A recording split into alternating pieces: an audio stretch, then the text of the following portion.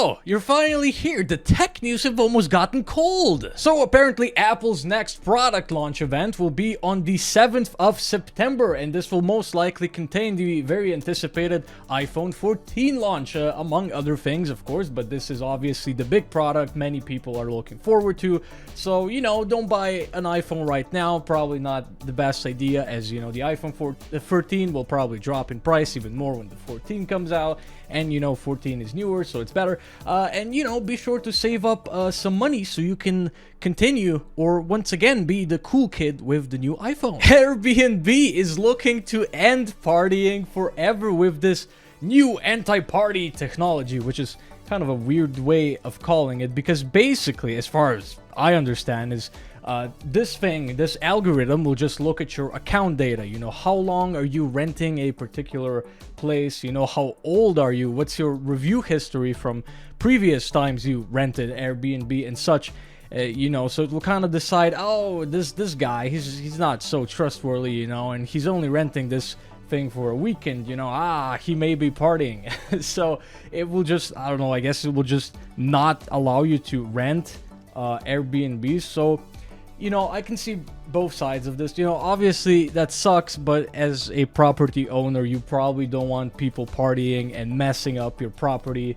So then potentially you might even have to pay more to maintain it and fix it up than what you actually make. So pretty interesting new feature, and it is going to be rolling out in North America and I believe Canada as well. So parties all over the rest of the world are saved for now, I guess. And now this new AI-based trained algorithm, whatever you want to call it, is super cool. So basically, this AI is able to recognize, currently with a 90% accuracy, it's able to recognize the user of the mobile phone, which, potentially could also be other things like tablets or whatever. It's able to recognize the user just by the way that their hand shakes. So this is super, super interesting and cool, because unlocking phones is pretty annoying, especially if you have an older version like mine, the S8. The fingerprint is it's kind of in the back, and obviously it doesn't work so well all the time. So what I basically do is I have a Mi Band, which is a smart device, and it's paired to this phone. So basically all the time that it's paired, I don't have to unlock my phone, so it just unlocks, right? So having another feature added in like this would be pretty great. And of course, throughout time, when this would be implemented to more devices, when the AI could be trained further, this 90% accuracy could go up drastically.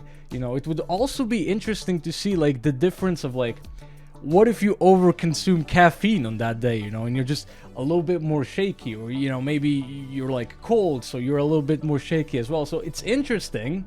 I have no idea what it would do in those cases. I'm pretty sure the article doesn't say, but it's definitely a very cool feature that could be coming to smartphones in the future. So next we have a story that we could all sort of anticipate a few months in advance. So basically, now we have official numbers. Smartphone shipments to Russia fell 38%. And this is, of course, due to the Russia-Ukraine war. It is due to the fact that many major brands such as Samsung, Xiaomi, Realme, I'm pretty sure Apple pulled out. All of these brands basically pulled out, so you have less smartphones there. Although there are, of course, still smartphone brands that have stayed, and I assume those brands have done better than expected because there's just less choices for consumers to go for. But very interestingly, the good old push button cell phones rose 43%, so 43% more imports. And that logically makes sense. If you were, or if you are a citizen in Russia, you might have not known what would happen within a few months, so you might have just wanted to get a cheap push button phone just in case. So yeah, just now we got real statistics, pretty interesting, and I mean, to be honest, 38% isn't actually that much for literally all of these giant brands pulling out. And lastly, we have a pretty cool story about this guy being the champion of sort of computer brain interfaces. So this device that you can see on this guy's head, let me see, what's his name? Nathan Kaplan. So basically he was in a car accident, of course, that very much sucks. Luckily, he was able to sort of undergo this experimental thing at the time where he could have this brain-computer interface put in, and this device allows him to control things such as computers, video games, and a robotic arm. So really cool. And the thing is, there was speculation that this device was sort of gonna function for about 5 years, but that was all based on previous monkey-based studies.